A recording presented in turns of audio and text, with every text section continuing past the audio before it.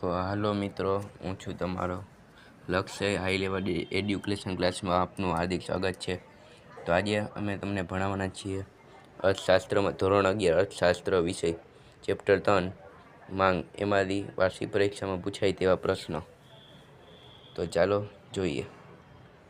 પહેલું ચેપ્ટર, ત્રીજું ચેપ્ટર છે માંગ. એની અંદર જોઈએ તો પહેલે માંગનો અર્થ આપેલો છે, એ કરી લેવાનો ખાસ, અને તેને અસર કરતા વસ્તુની માંગને અસર કરતા પરિબળો આ પણ તમારે કરવાના રહેશે. પછી આગળ જોઈએ તો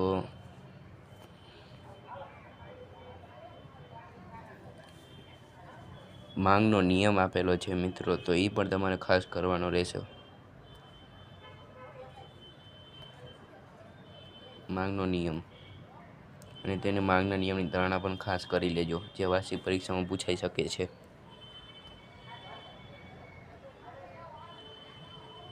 પછી અહીંયા બે અસરો આપેલી છે જે પૂછાય છે તેવી છે. પહેલી અસર છે આવક અસર અને બીજી છે અવેજી અસર, તે પણ ખાસ કરી લેજો. પછી આગળ જોઈએ તો અહીંયા માંગના નિયમના પદ આપેલા છે.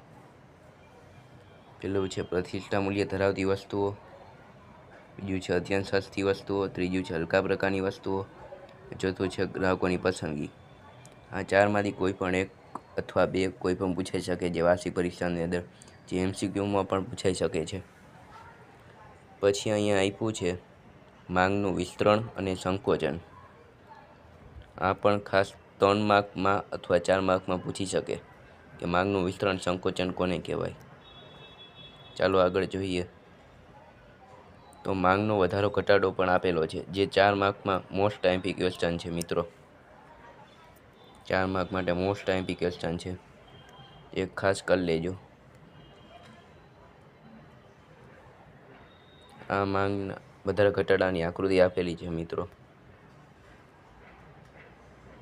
પછી અહીંયા માંગની મૂલ્ય સાપેક્ષતા આપેલી છે, તો તેમનો અર્થ અહીં રહેશે. માંગની મૂલ્ય સાપેક્ષતા આપેલી છે મિત્રો અહીંયા, તેનો અર્થ ખાસ કરી લેવો, જે 2 માર્કમાં પૂછાઈ શકે. અને તેમના પ્રકારો આપ્યા છે 5, તે પણ ખાસ કરી લેવાના રહેશે. અહીં આ તેમના પ્રકાર છે અને તેમની આકૃતિઓની સમજૂતી આપેલી છે, ખાસ કરવાનું ભૂલતા નહીં. ત્રીજો, ચોથો ખાસ કરી લેજો.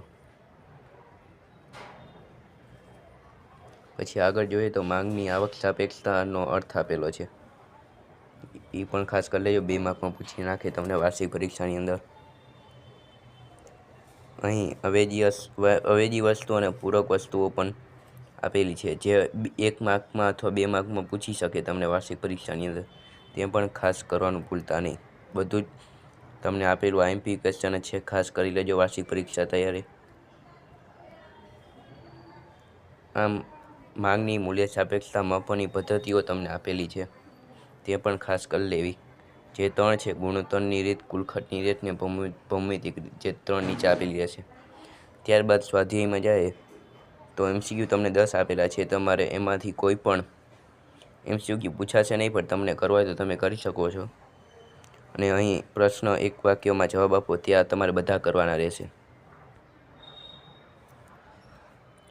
ત્યારબાદ ટૂંકમાં ઉત્તર આપો, તેમાં અમે તમને આપીએ તો એમાંથી પહેલો ક્વેશ્ચન, ત્રીજો ક્વેશ્ચન અને 8મો ક્વેશ્ચન મોસ્ટ આઈએમપી. પછી ત્યારબાદ આગળ જોઈએ તો મુદ્દાસર જવાબ આપો, તેમાં બીજો ક્વેશ્ચન, ત્રીજો ક્વેશ્ચન